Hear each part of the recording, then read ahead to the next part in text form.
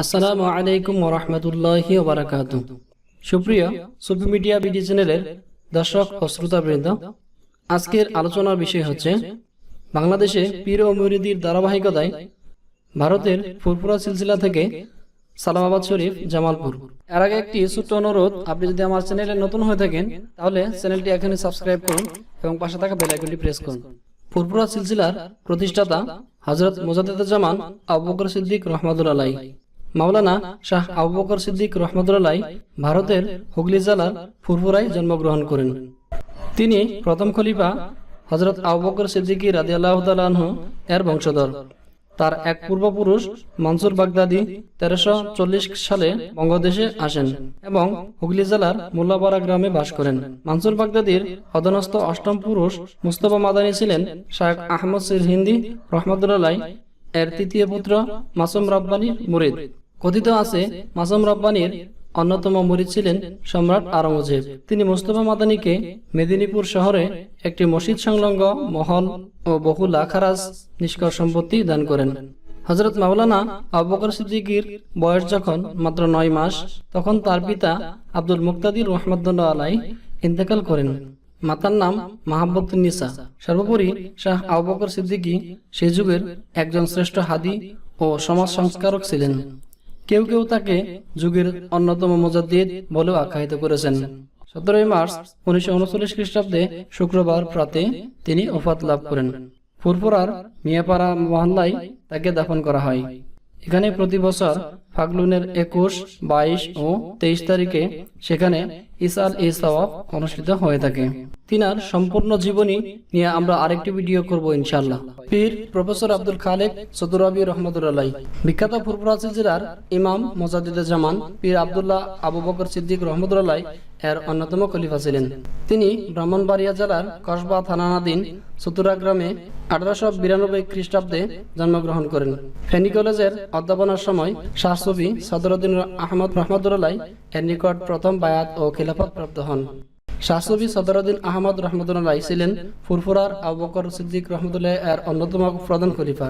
তিনি প্রফেসর আব্দুল খালেক রহমতুল্লাহকে একদিন বললেন, আমার যা দেওয়ার ছিল তোমাকে তা দেওয়া হয়েছে, কিন্তু তোমার পাত্র এখনো খালি আছে, তুমি আমার মুর্শিদের কাছে বায়াত গ্রহণ করো। পরবর্তীতে প্রফেসর আব্দুল খালেক রহমতুল্লাহ ফুরফুরায় তার মুর্শিদের এজাজত ও নির্দেশ হযরত আবু বকর সিদ্দিক রহমতুল্লাহ এর কাছে বায়াত গ্রহণ করেন এবং খেলাফত প্রাপ্ত হন।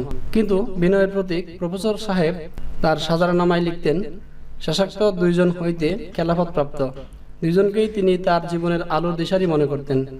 তিনি বলতেন, মুজাদ্দিদুজ্জামান হযরত মাওলানা মুর্শেদুনা শাহ সুফি হাজী মোহাম্মদ আবু বকর সিদ্দিক রহমতুল্লাহ ও তার যোগ্যতম খলিফা হযরত শাহ সুফি মুর্শেদুনা হাজী সদরুদ্দিন আহমদ রহমতুল্লাহ কাদেরী চিশতি নকশবন্দি মুজাদ্দিদির কাশফ বরদারি করিয়া আমার জীবনে যাহা কিছু আছে তাহা সমস্তই প্রাপ্ত হইয়াছে, যাহাদের ওসিলায় ও তাওয়াজ্জুর প্রভাবে আমি এই অন্ধকার দুনিয়াতে আলোকের সন্ধান পাইয়াছি। যিনি একই সাথে সাইয়্যিদুল মুরসালিন ও সিরাজুস সালিকিন কিতাবের লেখক।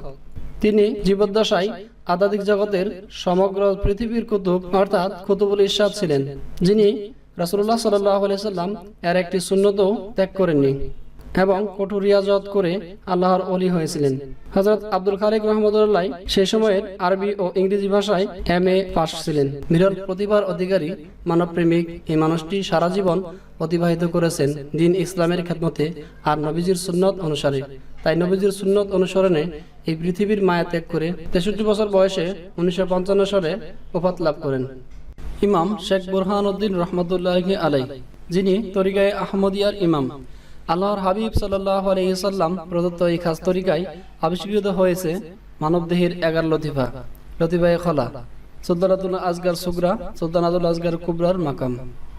এই বিশেষ তরিকার ইমাম ছিলেন মহান আউলিয়া সুফি আল্লামা শেখ মুহাম্মদ বুরহানুদ্দিন ওয়াইসি রহমতুল্লাহি আলাইহি, যিনি একাধারে কাদরিয়া, চিশতিয়া, নকশবন্দিয়া, মুজাদ্দিদিয়া তরিকা সমূহেরও ছিলেন বিরল বুজুর্গ। এই ক্ষেত্রে তিনি পেয়েছিলেন তার পীর ও মুর্শেদ কুতুবুল ইরশাদ পীর প্রফেসর আব্দুল খালেক রহমতুল্লাহি আলাইহি সুদরা শরীফ এর কাছ থেকে তরিকতের সরাসরি তালিম দেওয়া। ইমাম বুরহানুদ্দিন আল্লাহ ও তার হাবিব সাল্লাল্লাহু আলাইহি সাল্লামকে পাবার জন্য দুটি মাধ্যম আমাদের কাছে রেখে গেছেন। এক, তরিকত, তরিকায়ে আহমদিয়া। দুই, খিদমাত, নেদায়ে ইসলাম নামক সেবা সংস্থা। নেদায়ে ইসলাম, যার বাংলা অর্থ ইসলামের ডাক বা শান্তির ডাক, একটি অরাজনৈতিক, সাংস্কৃতিক, আধ্যাত্মিক, মানবিক উন্নয়ন সেবা সংস্থা। প্রখ্যাত সুফি সাধক ইমাম বুরহানুদ্দিন ওয়াইসি রহমতুল্লাহি আলাইহি 1949 সালে আল্লাহর হাবিব সাল্লাল্লাহু আলাইহি সাল্লাম এর রুহানি এজাজতে নেদায়ে ইসলাম প্রতিষ্ঠা করেন। সেই থেকে চিকিৎসা, শিক্ষা, নারী উন্নয়ন, ইয়াতীম কল্যাণ, দারিদ্র্য বিমোচন, মানবিক ও আধ্যাত্মিক উন্নয়ন ইত্যাদি বহুমুখী সেবা দিয়ে যাচ্ছে। সৃষ্টির সেবাই স্রষ্টার সেবা, এই আদর্শে ব্রতী হয়ে জাতীয় ভিত্তিক নিবন্ধিত সেবা সংস্থাটি দেশ ও জাতি গঠনে অবদানের জন্য 1985 সালে বাংলাদেশ সরকার কর্তৃক জাতীয় সংস্থা হিসেবে স্বীকৃতি পায় ও ICDDR-বির সদস্যভুক্ত হয়। সেবায় 60 বছর পেরিয়ে নেদায়ে ইসলাম এখন শুধু বাংলাদেশে নয়, বিশ্বের বিভিন্ন দেশে এর কার্যক্রম পরিচালিত হচ্ছে। দেশে ও বিদেশে বিভিন্ন জায়গায় নেদায়ে ইসলামের শতাধিক প্রতিষ্ঠান ও কমপ্লেক্স রয়েছে। এর মূল কার্যালয় ওয়াইসিয়া শরীফ, ফরাজিকান্দি, চাঁদপুর ও ঢাকা মোহাম্মদপুরে লিয়াজু অফিস। নেদায়ে ইসলামের প্রতিষ্ঠিত প্রকল্পগুলোর মধ্যে 1965 সালে ঢাকা মহানগরীর ও কোনো মুসলিম সেবা সংস্থা কর্তৃক প্রতিষ্ঠিত প্রথম বেসরকারি বিশ্ববিদ্যালয় college Sheikh Burhanuddin post graduate college, Waisia কামিল মাদ্রাসা, প্রস্তাবিত ওয়াইসিয়া ইন্টারন্যাশনাল ইউনিভার্সিটি, আল আমিন শিশু সনদ ইয়াতিমখানা, ডিগ্রি পর্যায়ে নেদায়ে ইসলাম মহিলা ফাজিল মাদ্রাসা, বুরহানুল উলুম হাফিজিয়া মাদ্রাসা, খাজা গরিবে নেওয়াজ হাসপাতাল, Jilani industrial school, Pir professor Abdul Khalek memorial library উল্লেখযোগ্য। ইমাম বুরহানুদ্দিন রহমতুল্লাহ আলাইহি প্রণীত মৌলিক গ্রন্থ আখেরি নবী, হাদিয়াতুস সালিকিন ও অপ্রকাশিত গ্রন্থ তরিকায়ে আহমদিয়া, যার ফলশ্রুতি তরিকায়ে আহমদিয়া সালামাবাদ শরীফ, জামালপুর।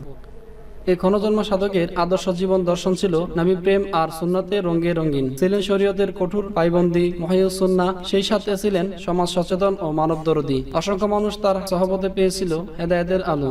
হযরত শেখ বুরহানুদ্দিন রহমতুল্লাহি আলাইহি 9 মে 1964 সালে পরলোকগমন করেন।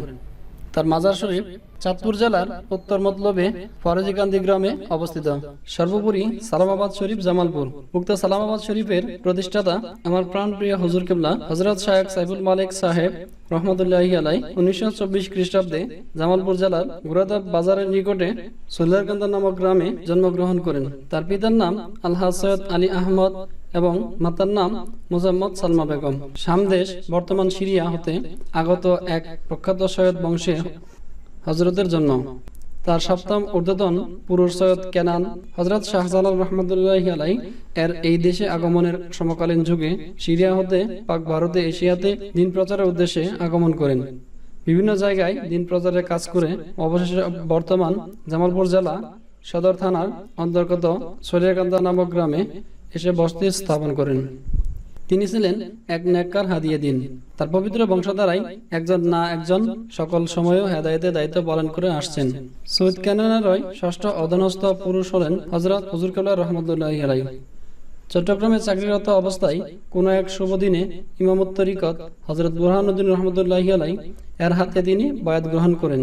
বায়াত গ্রহণের পূর্বে কারো কারো মুখে এদিক সেদিক কিছু কথা শুনিয়া 26 বছর বয়সী যুবক সফর উদ্দিনের উত্তেজনা সৃষ্টি হয়। শাইখের মোকাবেলা করার জন্য তিনি তার কাছে উপস্থিত হন।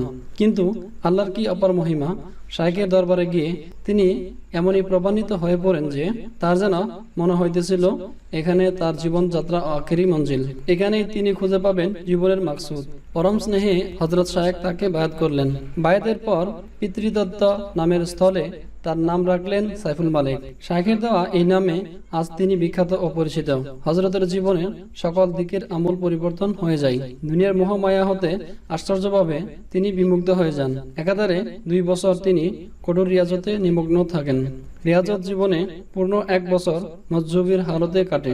অবস্থা এমন পর্যায়ে এসে দাঁড়ায় যে জীবনের প্রতি সম্পূর্ণ উদাসীন হয়ে পড়েন। সংসার অচল হয়ে যায়। তিনি বেহাল হয়ে পড়েন। শাইখ একদিন প্রিয় মুরিদদের কাছে ডেকে শক্ত করে ধমক দেন। এরপর ধীরে ধীরে তার হাল বাস্তবে ফিরে আসে। শুরু হয় এক অপূর্ব মহব্বতের জীবন।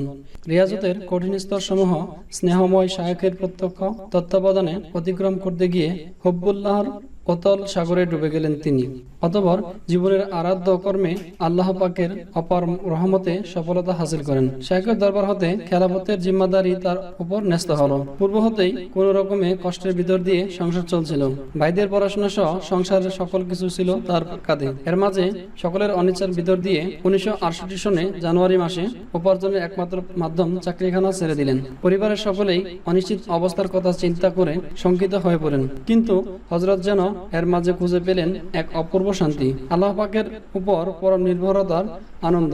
রব্বুল আলামিন ও নিজের মাঝে দূরত্ব অপসারণ করে দিলেন যেন তিনি পরম করুণাময়ের উপর নির্ভরতা ও তাওয়াক্কুলের নূরে উদ্ভাসিত এক নুরানি জিন্দেগির সন্ধান পাইলেন এবং আল্লাহর রহমতে তিনি তা হাসিল করলেন।